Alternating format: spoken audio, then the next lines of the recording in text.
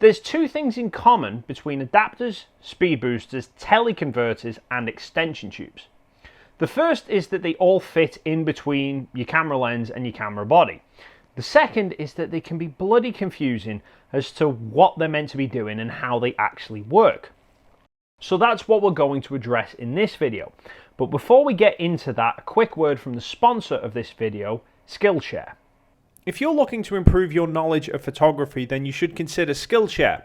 There's more than 25,000 online video classes for you to take, with annual premium membership working out at less than £10 a month and giving you unlimited access to all of these online courses. Skillshare can be a fantastic way for you to improve your photography knowledge.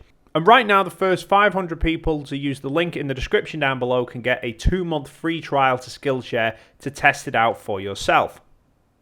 Now, before we get into the nitty-gritty of exactly how adapters and speed boosters and teleconverters and extension tubes work, there's 3 important principles that we first need to understand. The first is focusing, the second is flange distance, and the third is mounts. So in terms of focusing, the way a camera lens works is it's essentially projecting light out of the back of it. It's projecting an image. However, all of that light is essentially making a 3-dimensional space, if you will. And the point of focus, where we want the camera to be in focus, is where those lines will converge. And that is our focus distance in an image. And when the lens is focusing, it's moving glass elements around inside the lens to manipulate how the light is being projected. So it can actually almost change the focal length of a lens at times, which is essentially what causes focus breathing. So when we focus on things closer to the lens, the way that it's focusing is going to be very different than things that are further away from the lens. Linking to this, you then have flange distance. Now, flange distance is the measurement, the distance from the lens mount of the camera body to the sensor itself. And that's important because with the camera lens, it needs to ensure that for the particular focal length at the particular focus distance that you're wanting to focus the lens at, that point of the image, those lines are converging at exactly the right distance from the back of the lens to appear in focus on the camera sensor. If the lens is sitting too close or too far away, then the wrong part of the image is going to appear in focus when the lens is set to a particular focus distance. Lastly, we have lens mount. And lens mount is talking about the design of not only the back plate of the lens, but also the mounting plate of the camera body. And essentially you have to consider lens mounts a bit like those child's toys, the block with the shapes on. So you get cutouts of shapes and you get the corresponding pegs of those particular shapes. And you have to match the right peg with the right shape on the toy in order to get them to fit, or use a hammer. And basically the same thing works with lens mounts. You have to have the right peg to fit the right hole. So in this instance, we have an E-mount camera body, we have an E-mount lens, the two fit in perfectly fine. However, what if, for example, we used this? This isn't an E-mount lens, this is an EF mount lens, which means this is designed for Canon DSLRs. And this presents us with 2 problems. Firstly, the mounting plate on the back of this is a different design to the E-mount. So if we try and mount this onto a Canon DSLR, it will work fine. If we try and mount this onto a Sony E-mount, it just won't go. Now, I could get away with just holding the camera lens up to the camera body, and it would technically work to a degree. However, here we have the second problem. Because this is designed for Canon DSLR, it's designed to be working at a 44mm flange distance, which means that the camera sensor is sitting 24mm closer than what the lens is able to be projecting. So I can hold this lens up to the camera and get an image being projected into the body. The problem is that the focusing distance is going to be completely wrong. So I can hold this up at the camera and I can get it in focus and I can take a picture. Now the problem here is that because the lens is sitting so much closer to the camera sensor than it's supposed to be, I'm having to compensate for that difference by changing the focus distance. So while the subject is actually like 4 or 5 feet away from me, I've actually taken that picture in focus with the lens set to a focus distance of only 2.5 feet.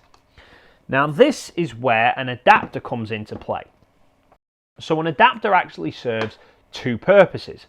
The first is it fixes the problem of the mismatched lens mounts. So this is the Sigma MC11, which is designed for Canon EF lenses to Sony E-mount bodies. So the front plate on here is the female EF mount plate that you would find on a DSLR body, and the rear plate here is the E-mount male plate that you would usually find on the back of a lens. So the lens thinks it's going onto a camera body, the camera body thinks it's getting a lens, and lo and behold, the whole thing mounts. But the adapter also fixes the flange distance problem, which now means that that lens is sitting the 44mm from the camera sensor that it was designed to work in the first place. Now, a speed booster is essentially still an adapter, but with two fundamental differences. Firstly, this adapter, a normal adapter, can take full frame lenses and allow them to work on a full frame body, or an aps-c lens to work on an aps-c body. Secondly, these are nothing but a spacer. There's absolutely nothing on the inside of these. Speed boosters, however, are designed for lenses that are designed for bigger sensors than the camera bodies they're being mounted on. And they also have a bunch of optics inside them. Now, the reason they have a bunch of optics inside them is because they're actually essentially compressing the light that's coming into the camera body. And this is also why they only work with lenses that are designed for bigger sensored camera bodies. You see, a full frame lens like this is designed to project the image big enough to cover a 35mm full frame sensor, whereas say a micro four thirds lens is designed that it only needs to project a picture big enough to cover a micro four thirds size sensor. Now, if you try mounting a full frame lens straight onto a micro four thirds or an aps-c body lens, it's still going to project the same size image, but the sensor's not going to be able to see all of that image, and this is where we start to get crop factor. So what a speed booster does is, rather than allow all that extra light to just miss the sensor entirely and not be detected, is it uses the optics inside the lens to compress that image down into a smaller space, i.e. the space of the sensor that it's dealing with. Now, this results in two important differences than a normal adapter. See, if we mounted this lens onto a full frame camera, we would see 150mm focal length field of view. If we mounted this lens with a standard adapter straight onto a micro four thirds camera, we would get a 2x crop factor. It would only see half the image, so it would give an effective 300mm field of view. With the speed booster in place, because it's going to compress that image down, we don't get that same 2x crop factor. We only get around about a 1.2x crop factor. The second thing is that all that light that would normally just miss the sensor, again, is being compressed onto the sensor. So the sensor's actually picking up more light with the speed booster than it would have done with just a standard adapter, and can offer about a stop and a third more light than a standard adapter as well. So you can shoot at a faster shutter speed or a lower ISO. So adapters and speed boosters both allow different mount lenses to go onto different mount bodies. However, adapters will allow you to mount the same sensor size lens to the same sensor size body, whereas speed boosters will only work if the lens is bigger than the sensor of the camera body. Teleconverters and extension tubes, however, work with the same mount lens to the same mount body. Now, a teleconverter essentially acts like a magnifying glass for your lens. It magnifies the view that's coming from the lens that then gets projected into the camera body. So it narrows the field of view that we can see. In essence, it's giving you a longer focal length. Now this can be good if you're wanting to get a subject that's far in the distance, but you want it to fill as much of the frame as possible to capture as much detail, but you don't physically have a lens that will reach that far. A teleconverter is a small, easy way of being able to give you extra reach. However, teleconverters also have some very important negatives as well. Not only is a teleconverter magnifying the view that's coming from the lens, it's magnifying any imperfections within that image and any imperfections in the lens. So things like chromatic aberrations on contrasting edges, color fringings and such generally are magnified even further. Sharpness levels generally drop as well because those imperfections are being magnified.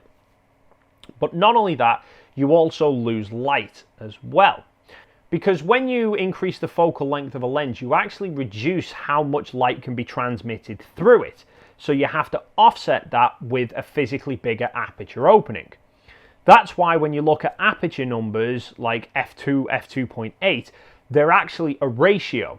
An aperture number of f2 is a ratio of the focal length of a lens to the size of the aperture opening. And in the case with a teleconverter, you're increasing the focal length of a lens, but it doesn't increase how big the aperture is. So the f number is going to then drop. And in case you're thinking, hang on, the teleconverter's moving the lens away from the camera body, so that's going to screw up the flange distance. How's that going to work? The optics inside the teleconverter correct for that. So you then don't measure the flange distance from the back of the lens, you measure it from the back of the teleconverter, which is still mounting onto the camera lens, so the flange distance in essence stays the same. Now, extension tubes are similar to teleconverters in as much as they work for the same mount lens to the same mount camera body, but like an adapter, they're just a spacer essentially. They don't have any optics inside them. So these will screw up the flange distance, but on purpose. So they will move the lens further away from the sensor than it's supposed to be. And you might be thinking, why would that be a good thing?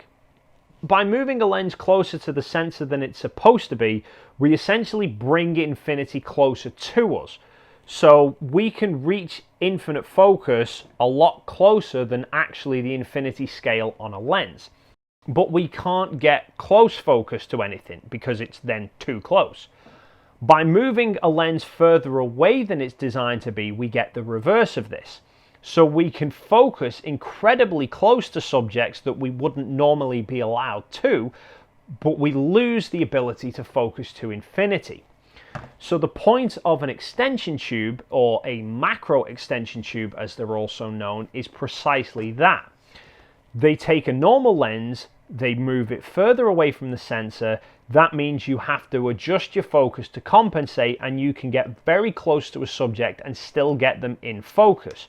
But with the trade-off that we lose the ability to focus off at infinity. Or depending how far away we move it, we might lose the ability to focus more than about here. Which means if we want to go from shooting close macro shots to then a regular working distance shot, we'd have to remove the extension tubes first. Whereas with a dedicated macro lens, we can focus everything from extremely close macro all the way to infinity, so we don't need to change anything. However, macro extension tubes are a much cheaper alternative than buying a dedicated macro lens. So that pretty much summarizes it all. Adapters, speed boosters, teleconverters, and extension tubes. Hopefully that's cleared things up a little bit for you now. As always, if you have any questions, queries, comments of any kind, the box is down below. Thank you so much for stopping by, and hopefully I will see you in the next video.